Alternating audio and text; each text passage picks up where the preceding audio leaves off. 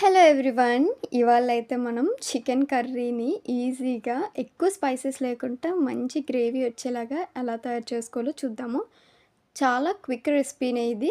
First అయితే దీనికి wedges అని చాప్ చేసుకొని పెట్టుకోవాలి. ఆనియన్, టొమాటో, చిల్లీ, కొత్తిమీర.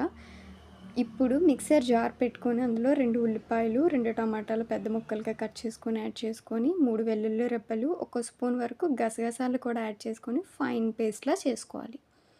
ఇప్పుడు స్టవ్ మీద పాన్ పెట్టుకొని సరిపడంత ఆయిల్ యాడ్ చేసుకొని ఇందులోకే 3 చిల్లీస్ అండ్ అలాగే ఉల్లిపాయలు కూడా యాడ్ చేసుకొని బాగా కలుపుకోవాలి.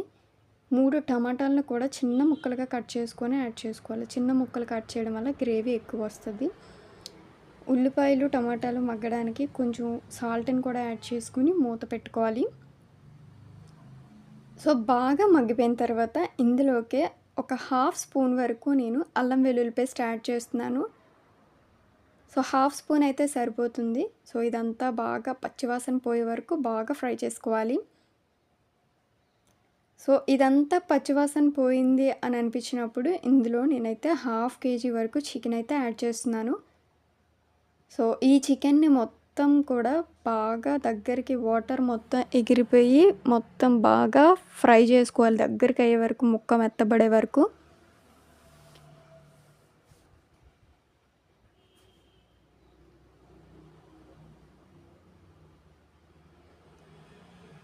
సో ఇలా బాగా ఫ్రై అయినాక ఇందులోకి మనం తయారు చేసుకున్న ప్యూరీని కూడా యాడ్ చేసుకోవాలి. సో ఈ ప్యూరీ కూడా మొత్తం బాగా ఫ్రై అవ్వాలన్నమాట. సో ఫ్రై అయ్యాలంటే అందులోని ఆయిల్ అనేది పైకి తేలే వరకు కుక్ చేస్తే బాగా ఫ్రై అయినట్టు. సో చూసారా ఆయిల్ బాగా తేలింది. ఇలా తేలిన తర్వాత బాగా మిక్స్ చేసుకొని ఇందులోకైతే కారాన్ని యాడ్ చేసుకుంటున్నాను. మీ కారానికి తగ్గట్టు నేనైతే ఒక 2 స్పూన్స్ వరకు యాడ్ చేస్తున్నాను. యాడ్ చేసుకొని ఇది కూడా పచ్చివాసన పోయే వరకు బాగా ఫ్రై చేసుకోవాలి. అంటే ఆయిల్ బాగా తేలే వరకు.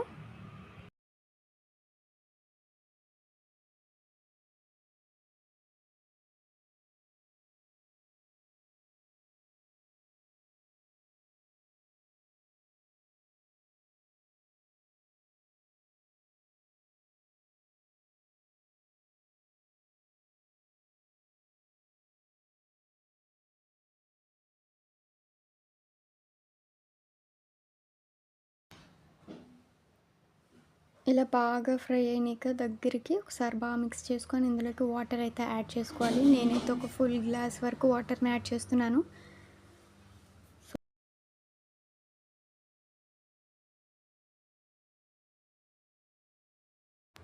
సో వాటర్ అనేది యాడ్ చేసుకున్న తర్వాత ఇందులోకి సాల్ట్ అనేది సరిపోయిందా లేదా చెక్ చేసుకొని సాల్ట్ని అడ్జస్ట్ చేసుకోవాలి.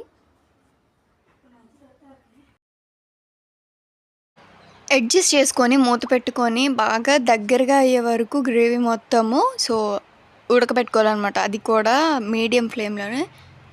సో ఇలా దగ్గరగా అవుతున్నప్పుడు ఏంటంటే ఇందులోకి 1 స్పూన్ వరకు నేను చికెన్ మసాలా యాడ్ చేస్తున్నాను.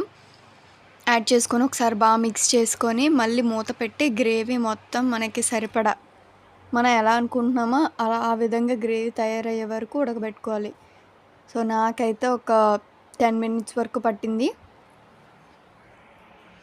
సో చూసారా ఇలా దగ్గరగా అయిపోయిన తర్వాత ఇందులోనే ఒక గుప్పెడు కొత్తిమీరని యాడ్ చేసుకొని పక్కకు దించుకొని పక్కన పెట్టుకొని సర్వ్ చేసుకోవాలి.